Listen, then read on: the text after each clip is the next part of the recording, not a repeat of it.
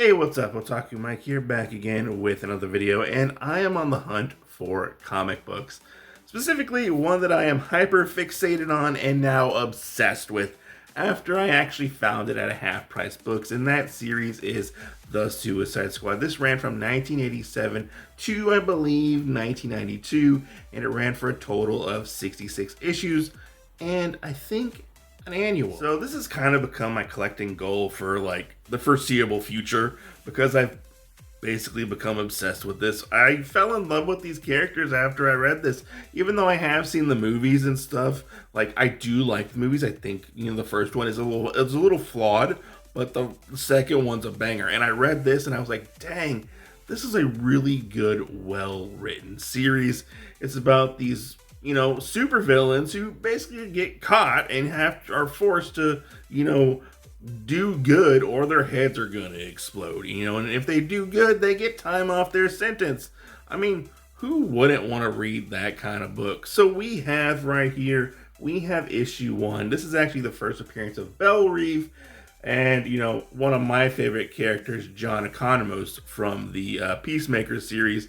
We also have a bunch of other first appearances, but I'm going to be honest, I'm not going to ramble them off to you because there's a lot of them in here. But moving on, let me show you guys what else I got. Now, some of these I did pick up off of eBay through like lots and stuff, but most of these I've actually found in, weird places like a traveling comic book store. Go check out my video for that. And I actually found some at my local comic book shop and other places as well, like thrift stores and antique shops. So none of these are in any real order, but I do have right here Suicide Squad issue number 49. No real key significance for this issue, but it's a pretty awesome Barbara Gordon as Oracle cover right there. Then we have issue number 19. This does have a little key significance. This is actually the first appearance of Yavanna Calendar. I don't know who that character is, but we got a first appearance right there. Then we move over to I think one of the only crossovers in the Suicide Squad series. This is for the Janus Directive. This is actually part 2 of it, but this is actually Suicide Squad issue number 27.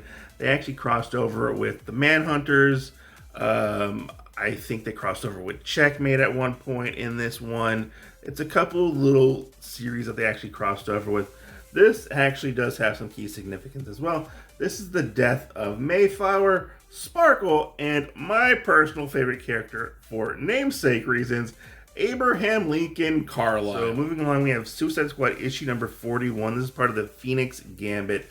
This is part 2 of 4. This is also the first appearance of General Kilgar. This is a pretty cool Count Vertigo cover right there. I actually like Count Vertigo as a character. One thing I like about this series is it gets me like interested in a lot of like D and C list supervillains that I don't actually know about. I kind of become fans of those specific characters. Next, moving on, we have a pretty cool zombie cover. This is issue number 50 right here. No real key significance, but it's a pretty sick-ass dope cover right there. Moving along, we have Suicide Squad issue number 45. This is the first appearance of Judith Hathon, Ram Ban, Golem, and Die Buck. I think I just butchered that name. All right, so we got more to get through. We have Suicide Squad issue number 33. No real key significance for this issue, but Poison Ivy is a part of the squad. Some other Batman villains do show up in this series. Specifically, I think the Joker and Penguin shows up as well. So we have that. Then we have issue number 30. I was going to say number 10, but this is part 10 of the Janus Directive.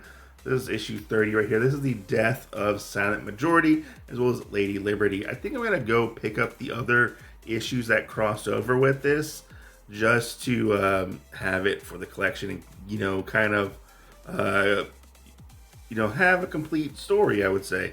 Then we have issue number 28. This is part 4. This has Peacemaker on the cover.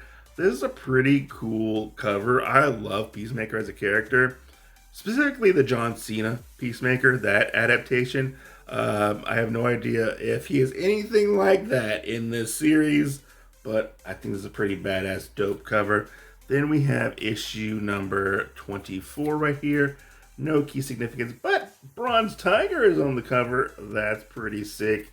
And then probably one of my favorite covers of this run that I have so far. This is issue number 6. And it has your boy Deadshot on it right there. I just think this is a pretty, like, striking, like, visual for a cover. Seeing just Deadshot on the front, which I have become a big fan of Deadshot.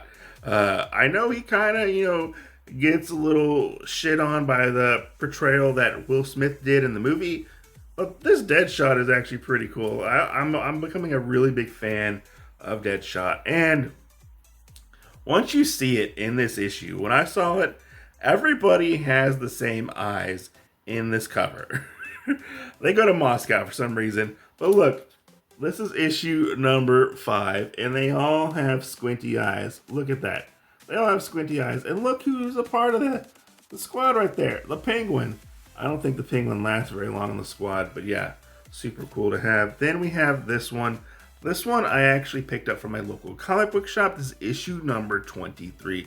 This is the one I've spent the most money on. Most of these have been like $2, $3, maybe $4 at most, depending on the condition of the books. But this one is probably the best condition of all the books that I've picked up so far.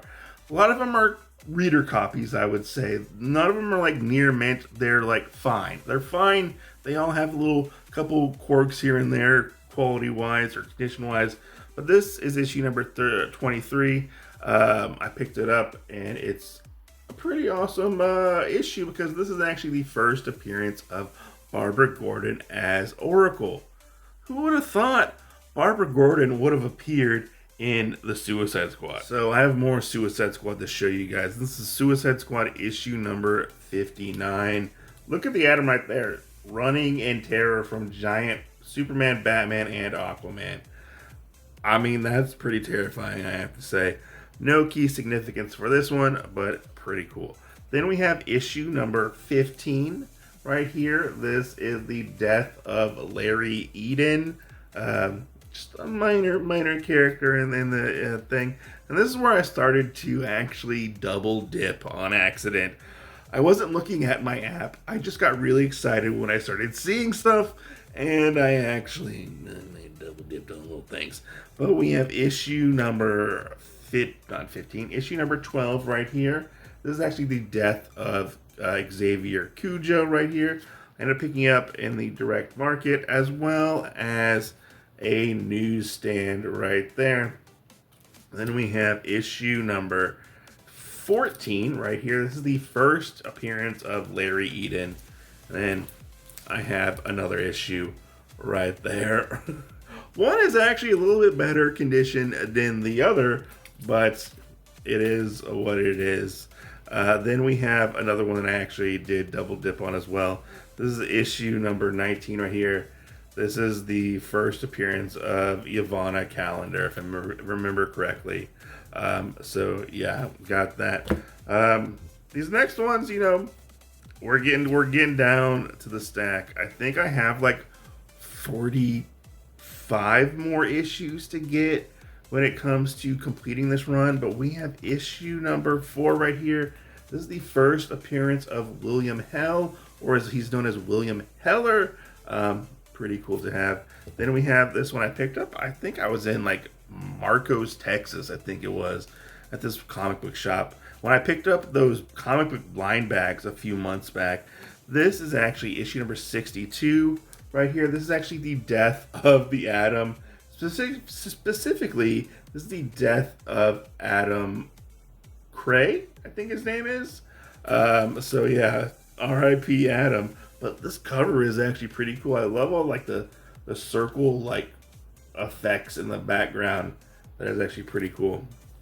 Then we have issue number 61 right here. And then we have issue number 43 right here. This is actually the death of General Kilgar right here. A little key significance right there.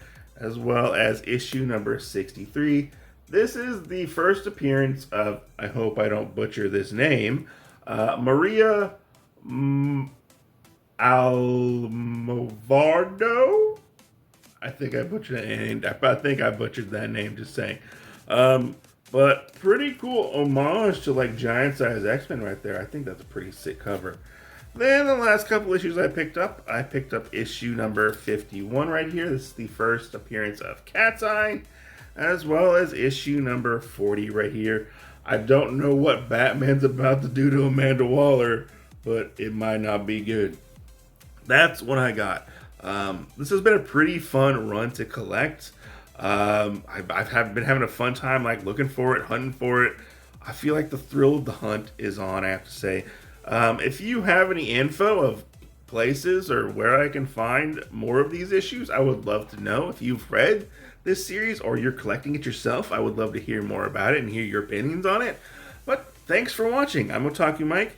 Peace out. Stay safe. Make sure to go read some comic books.